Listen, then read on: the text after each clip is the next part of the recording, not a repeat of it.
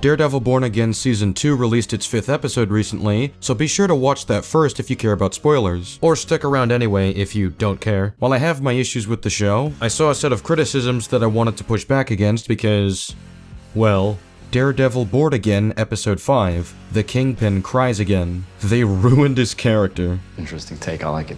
But yeah, no, sorry buddy. Way off on that one. Okay, how does the Kingpin crying ruin his character when, spoiler alert, his wife just died in front of him? That's ruining his character? I'm sorry if I offended you. Now, I understand that Kingpin is meant to have a level of control in order for him to maintain a good image around others. I understand your position. You need to understand mine. I say it is a piss in the shit. I'm sorry you feel that way. Nevertheless, my point is valid. But there's always a breaking point for someone where it's just too much and they can't just suppress their emotions very easily. Losing his wife is a very reasonable cause for Kingpin to start crying. This should be self-explanatory, I don't know why I'm explaining this, but for some reason, it's not self-explanatory for some people. Here we get a fairly reasonable response. I mean, his wife did just die, it actually makes more sense than that bullshit Echo did. Like they actually give a valid reason for the guy to be doing that. The only problem is, who cares if Vanessa dies? What?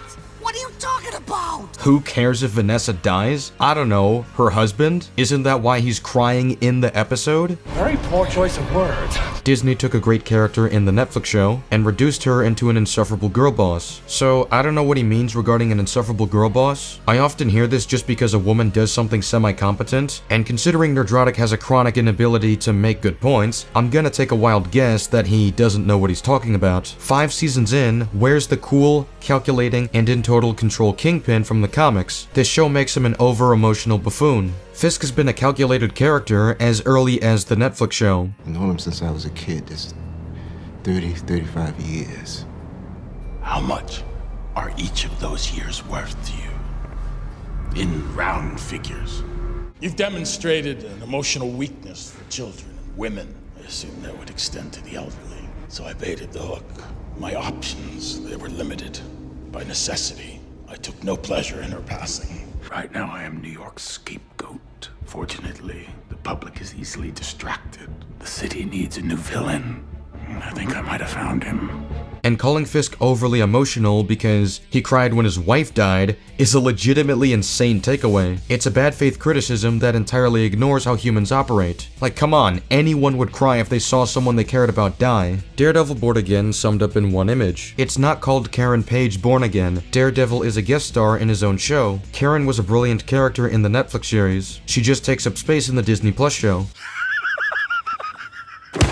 Okay, so this just goes to show that this guy did not watch the Netflix show. Complaining that she takes up too much space in Born Again is ridiculous considering she isn't given more attention than Daredevil is. She wasn't even in the latest episode until the very end, and regardless, she should still be heavily involved in Daredevil's story. Not only does she have a long history and close connection with Matt, but she was also heavily involved in the Netflix show. She was the reason Matt and Foggy got involved in the Union Allied conspiracy in season 1. She became closer to them as the season progressed and helped them take down Fisk. She aided their firm in season 2 and was heavily involved in the Punisher plotline, and she was still important in season 3, to the point there was an episode dedicated to her backstory. Am I the only one who did the reading? If anything, Karen takes up less space in the Disney Plus show, and that was really lame in season 1. Regardless, this criticism is clearly in bad faith, and I have no clue how anyone takes this seriously. I mentioned this when I first saw the trailer, and it's symptomatic of so many modernity wank TV shows. Oh look, it's the Kingpin of Cope again. Fucking pronouns!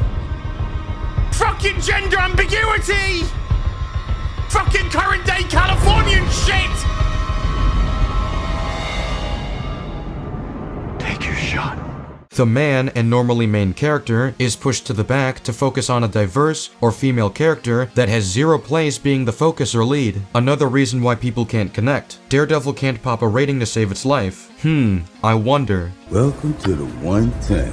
Karen is not the lead of the show. Daredevil has more screen time and focus. And if you seriously think that Karen has no place being a huge focus in Born Again, then like I said earlier, you clearly didn't watch the Netflix show. You're certified 110. Karen is a very important character, so I expect them to focus on her. This is like if you complained about the Tobey Maguire Spider-Man movies, all because MJ was a huge focus in the movies. This, like any story worth telling, is all about a girl, Mary Jane Watson. By this hard-boiled eggs logic, Sam Raimi's Spider-Man is forcing a diverse female character that has no place in being a focus in the movies, and that must be why the ratings are low, even though the Sam Raimi movies made a ton of money at the time, and when they re-released in 2024. I doubt Born Again's ratings have anything to do with the show trying to focus on Karen. This isn't a new thing with MCU Daredevil content. There's plenty you can criticize Born Again for, but none of these reasons make any sense. I don't know how anyone can look at these criticisms and legitimately think that they make any sense. So that's that. These are the worst attempts I've seen to criticize Daredevil Born Again. Let me know your thoughts in the comments, be sure to check out some of my other videos and subscribe if you enjoy them. I'll see you all later,